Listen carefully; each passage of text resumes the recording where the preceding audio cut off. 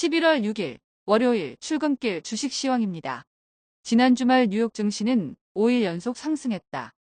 다우존스는 222.24포인트 상승한 34,061.32포인트로 마감하며 한 달여 만에 34,000선을 돌파했고 S&P 500 지수는 40.56포인트 상승한 4,358.34, 나스닥은 184.09포인트 상승한 13,478.28포인트로 마감했다.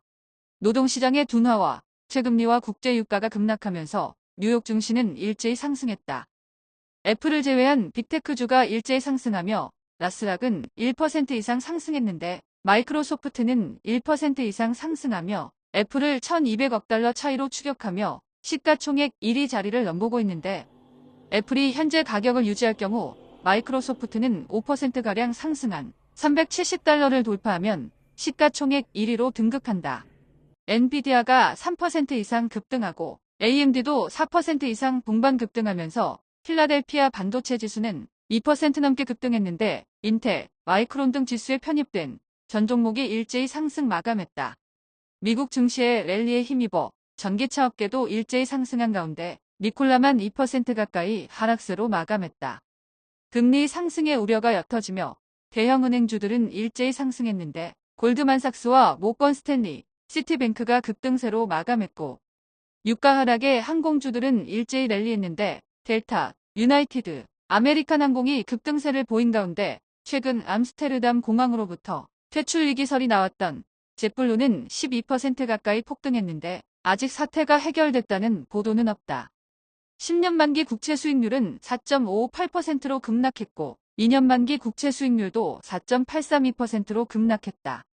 원달러 환율은 1312원으로 큰 폭으로 하락했고 서부 텍사스 중진유는 큰 폭으로 하락하며 배럴당 80.51달러로 마감했다. 비트코인은 34,000달러대 후반을 유지 중이고 이더리움은 1,800달러 후반대로 급등했다. 지난 금요일 국내 증시는 일제히 상승했다. 코스피는 전일 대비 25.23포인트 상승한 2,368.34포인트로 마감했으며 코스닥도 9.21포인트 상승한 782.05포인트로 마감했다.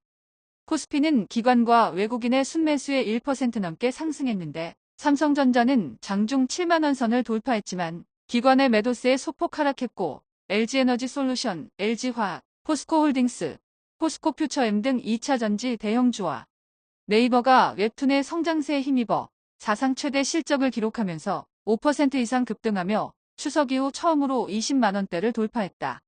코스닥은 에코프로가 외국인의 매도세에 2% 가까이 하락하고 JYP와 SM 등이 하락한 가운데 에코프로 BM, LNF 등 2차전지 대형주가 큰 폭으로 상승하고 레인보우, 로보틱스가 7% 가까이 급등하고 루닛이 15% 넘게 폭등하면서 코스닥 지수는 1% 넘게 상승했다.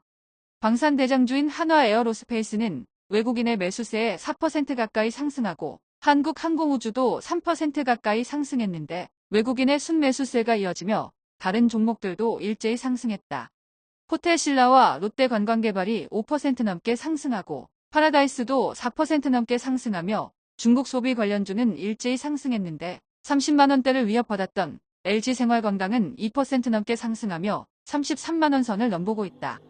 거래 재개 후 6일 연속 하한가를 기록한 영풍재진은 7일째인 3일 상승세로 반등했는데 2억 주 이상의 거래량이 터지며 5% 넘게 상승세로 마감했는데 개인이 900만 주 이상 순매수를 기록하며 주가를 끌어올렸다. 한편 이복현 금감원장과 김주현 금융위원장은 공동 브리핑을 통해 11월 6일부터 내년 6월까지 한시적 공매도 금지를 발표했는데 최근 호텔신라, 한국항공우주 등 폭락의 원인이 공매도에 의한 거란 의심들이 있어서 건영없는 수사를 예고하고 있다. 무차익 공매도 금지로 2차전지 관련주 등 공매도의 타깃이었던 종목들에겐 호재로 다가오지만 반면에 외국인의 이탈을 우려하는 목소리도 있어서 추후 시장의 반응을 지켜봐야 할 듯합니다.